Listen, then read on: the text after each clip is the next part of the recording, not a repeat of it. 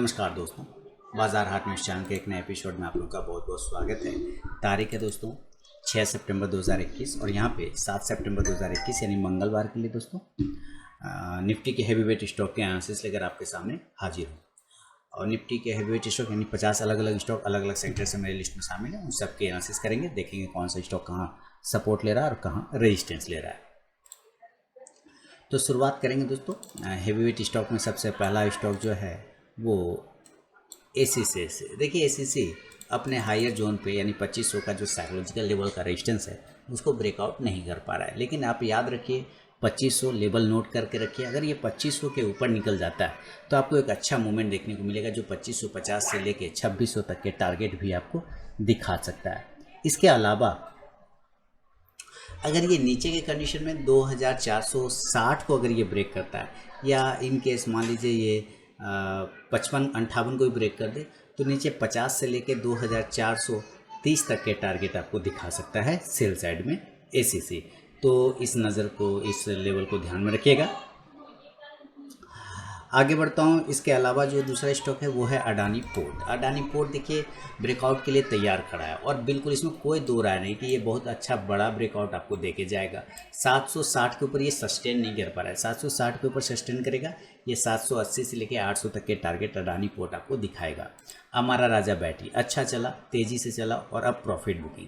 ये सिर्फ profit booking है, करेक्शन नहीं है, प्रॉफिट बुकिंग है। इसलिए अगर 730 के ऊपर निकलता है तो आप वापस पोजीशन बनाइए 740 से 750 के टारगेट के लिए। अपोलो हॉस्पिटल जिस दिन भी देगा बहुत अच्छा पैसा बना के वापस से देगा। अपोलो हॉस्पिटल 5100 के ऊपर अगर ये निकलता है तो 5200 और 5250 के टारगेट देगा। एशियन पेंट ने सारे टारगेट हमारे डन कर दिए। मेरा इस दिवाली तक का टारगेट था 3300 का। मैंने साल की शुरुआत में ही सोचा था कि इसको कम से कम 3500 तक के लेवल जाने चाहिए इस दिवाली सेशन में। तो फिलहाल अभी 3500 के आसपास तो पहुंच गया 3300। इसी तरह मैंने IRCTC के बारे में सोचा था कि वो 3000 तक का लेवल जाएगा 3 से 5 साल में। ठीक है, ऐसा मैंने आप लोग को पोर्टफोलियो बना के दिया था जब वो 1000 रुपये के आसपास ट्रेड कर रहा था।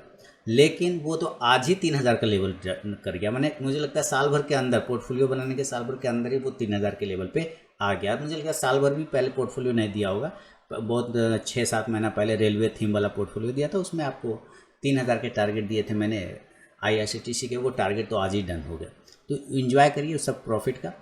एशियन पेंट की बात करते हैं, 3350 के ऊपर अगर ये निकलेगा तो 3400 के टारगेट देगा और अगर ये नीचे 3300 के नीचे गिरता है तो आपको 3250 से 3200 का टारगेट देगा। बजाज ऑटो 3800 के ऊपर क्लोज नहीं कर रहा है। अगर ये 3800 के ऊपर क्लोजिंग स्टार्ट करे तो फिर ये आपको अच्छा लेवल 3850 से 3900 तक के टारगेट दिखाएगा।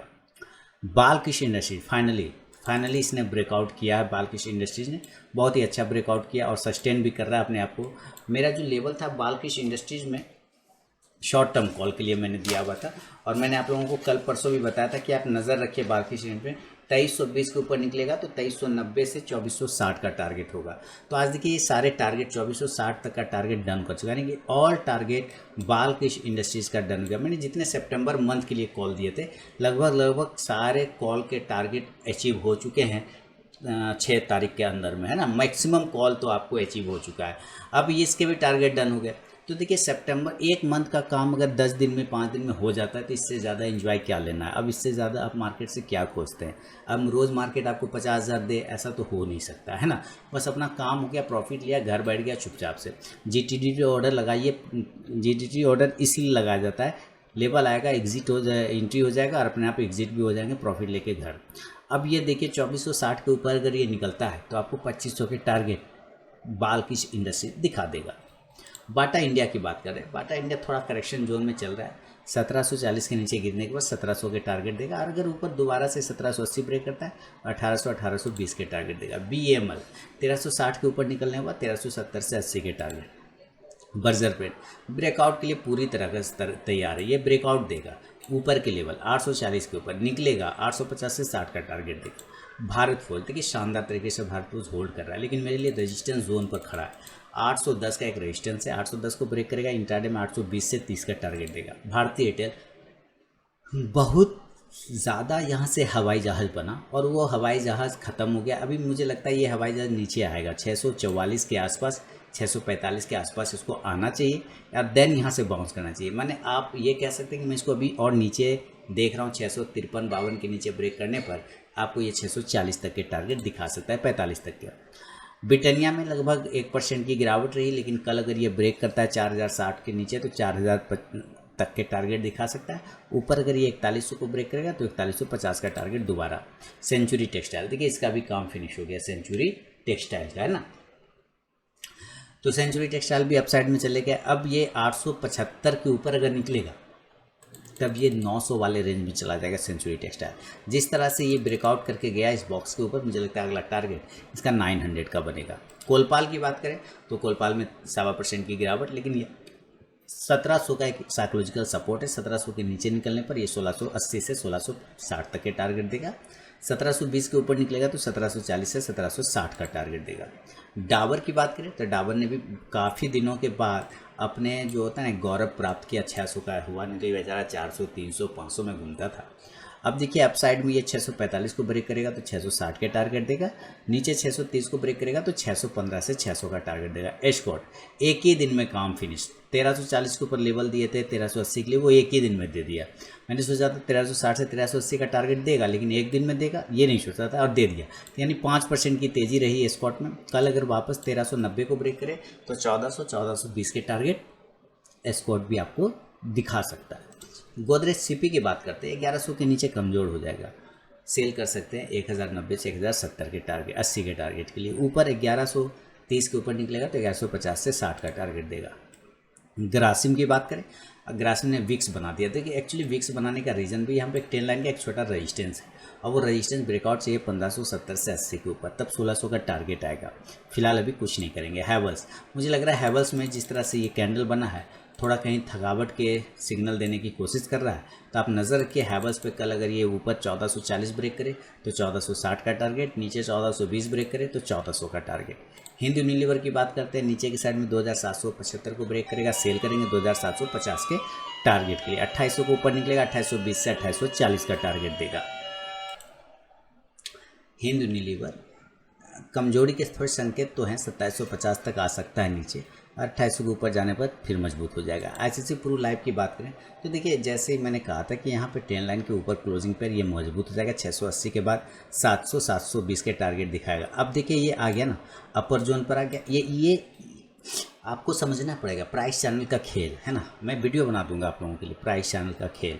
ये है प्राइस चैनल का एक्चुअली खेल। कुछ चीज़ें होती है जो आपको कभी कभी कंफ्यूज कर देगी। जैसे क्या कंफ्यूज कर देगी, ये वाला जगह, ये एरिया, जैसे ये एरिया आपको कंफ्यूज कर सकता है, क्योंकि कुछ लोग ना बिल्कुल रट्टा मार के चलते हैं। रट्टा मार के मतलब क्या कि जैसे अगर ये प्राइस चैनल के ऊपर है ना तो ऊपर ही चले, नीचे आ गया ये, तब तो आप झूठ बोले ना सर आप तो झूठ बोल दिए ना। आप तो बोले कि ये इससे पे टकरा के ऊपर चला जाएगा, दिखे तो कहाँ टकराया, दिखे तो टकरा के कहाँ ऊपर गया, तो नीचे ना गया सर, आप तो झूठ बोले। तो वो रट्टा एक होता है, वो नहीं चलना, वो रट्टा नहीं चलना। आपको फ्लेक्सिबल होना पड़ेगा। अगर आप फ्लेक्सिबल देखिए, जैसे यहाँ पे इस चीज़ों को समझना है, इस चीज़ों को पहचानने की कोशिश करना। बाकी अगर आप देखते हैं तो 1 और 2 जगह अगर छोड़ दें तो बाकी जगह सारे चीज़ों को इसने बिल्कुल प्राइस चैनल को बिल्कुल फॉलो करके ये गया है, बिल्कुल गया ना। अभी देखिए नीचे है, वापस ये हार जोन पर, फिर वहाँ पर से नीचे। तो ये चीज़ों को आपको समझ के चलना होगा। खेल ऑफ प्राइस चैनल, आपको इसको मैं वीडियो बना दूंगा ताकि आपको समझने में आसानी हो। चलिए आगे बढ़ते। फिलहाल 705 के ऊपर जाएगा तो 720 तक के टारगेट, और एक नीचे की साइड में अगर 690 के नीचे निकलेगा तो वापस 680 से 670 का टारगेट होगा। इंडिगो की बात करें तो इंडिगो देखिए काफ़ी अच्छे जोन पे ट्रेड कर रहा है। अब इसमें और भी मजबूती देखने को मिलेगी, 2000 के भी ऊपर के लेवल बन सकते हैं, लेकिन कंडीशन अप्लाई है कि इसको 1920 के नीचे नहीं आना है। अगर ये 1920 के नीचे आ गया तो 1900 और 1870 के टारगेट बनेंगे, और अगर ये इसको बाउंस करना है सही से अगर, तो इसको 1980 के ऊपर दोबारा निकलना पड़ेगा 2020 के टारगेट के लिए। जुबलियन फूड 42 हो गया। देखिए इस स्टॉक के साथ पुराना नाता है, इस स्टॉक को मैं तब से जान रहा हूँ, मतलब इसके साथ तो मैं बचपन से जुड़ा हुआ एक तरह का, ये समझ लीजिए। इसके साथ इसकी हर जर्नी में मैं शामिल रहा। ये जानिए कि इतने बेहतरीन, इतना बार ये स्पिल्ट हुआ, स्पिल्ट होने के बाद भी ये स्टॉक्स अपने रुतबा को कायम रखे, मतलब ज़बरदस्त। कुछ स्टॉक्स ऐसे होते हैं जिसके साथ दिल लग जाता है। 4200 के ऊपर जाएगा जुबलियन फूड, 4300-4400 के टारगेट देगा। एलएनटी की बात करें 1720 के ऊपर एलएनटी निकलने के बाद 1750 1770 के टारगेट बनेंगे। एमएनएम महिंद्रा एंड महिंद्रा देखिए रेडी रही है बाय करने के लिए। महिंद्रा को 760 के ऊपर फोड़ देगा, 760 के ऊपर निकलेगा महिंद्रा, फोड़ के पास देगा 770 बना देगा इंट्राडे में, और उसके बाद 780 के भी टारगेट आपको इंट्राडे में ही महिंद्रा एंड महिंद्रा दिखा देगा। क्योंकि जिस जगह पे आया है महिंद्रा ना, उस जगह से मेरा चांसेस पूरा बन रहा है कि अब ये यहाँ से बाउंस करेगा। क्यों बाउंस करेगा? ट्रेंड लाइन का इंपॉर्टेंस सपोर्ट भी लेके वहाँ पे बैठा हुआ है महिंद्रा, तो नज़र रखेंगे महिंद्रा को। मैक डबल लाइन की बात करें 760 के ऊपर अगर मैक डबल लाइन निकलता है 780 से 800 तक के टारगेट आपको दोबारा मिलेंगे। पीडी लाइट देखिए, पीडी लाइट फेविकॉल अभी आप इसमें होल्ड करें, अच्छा जगह पे है। 2350 के ऊपर अगर पीडी लाइट निकलता है ना, मस्त प्रॉफिट बनेगा 2400 और 2425 के टारगेट के लिए। पीडी लाइट बेहतरीन मूवमेंट में। पीवीआर भी ठीक उसी तरह से सिनेमा हॉल को देखिए खुलने के चांस बनते हैं तो ये उछल जाता है, फिर पिटाई हो जाती है। 1400 का हाई लगाया आज है ना, 1399 का। अब ये 1400 के ऊपर निकलेगा तब पोजिशन बनेगा 1450 के लिए। रेमंड की बात करें 430 के ऊपर सस्टेन कर गया तो 440 से 50 का नेक्स्ट आ गया। रिलायंस ने अभी देखिए 2480 तक का हाई लगा, यानी इसने भी मेरे सारे टारगेट रिलायंस ने डन कर दिया और उसके ऊपर चला। मेरा तो 2380 तक फाइनल टारगेट था और इसने तो बेचारा 2480 तक का हाई लगा, मतलब गर्दा उड़ा दिया। अब इसका इंपॉर्टेंट सपोर्ट हो गया 2400 का। 2400 के नीचे आने पे कमजोरी होगा, अदरवाइज ये एकदम अब जो है ये 3000 वाले रेंज में जाने को तैयार बैठा है रिलायंस, 3000 वाले जोन में।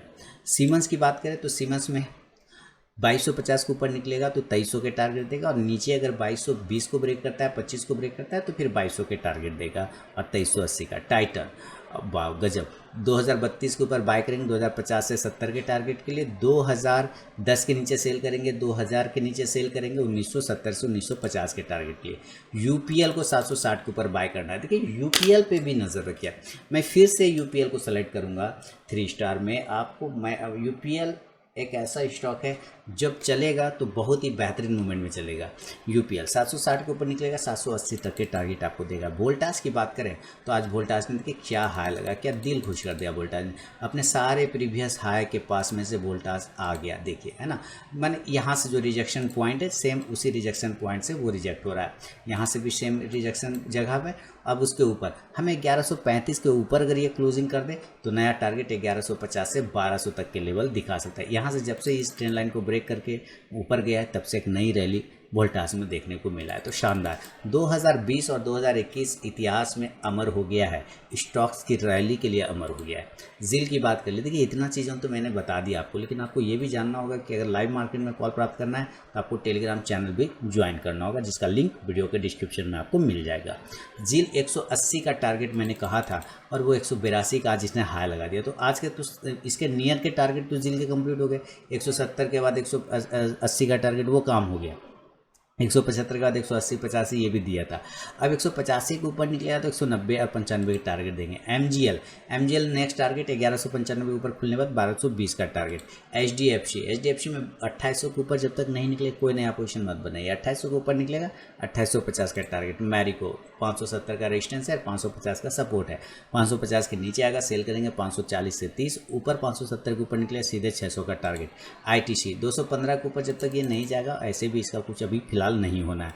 अल्ट्राटेक सीमेंट सारे टारगेट 8000 वाले भी टारगेट मेरे डन हो गए। अब ये 8050 के ऊपर निकलेगा तब हम पोजीशन बनाएंगे 8100 के टारगेट के लिए। सीएट, तो सीएट में मैंने पोजिशनल कॉल दिए हुए थे दोस्तों, उम्मीद है आपने वो वीडियो पूरा देखा होगा सीएट पर। और देखिए सीएट शानदार तरीके से चलता चला जा रहा है, आज का हाई 1334 रुपये का सीएट पर है।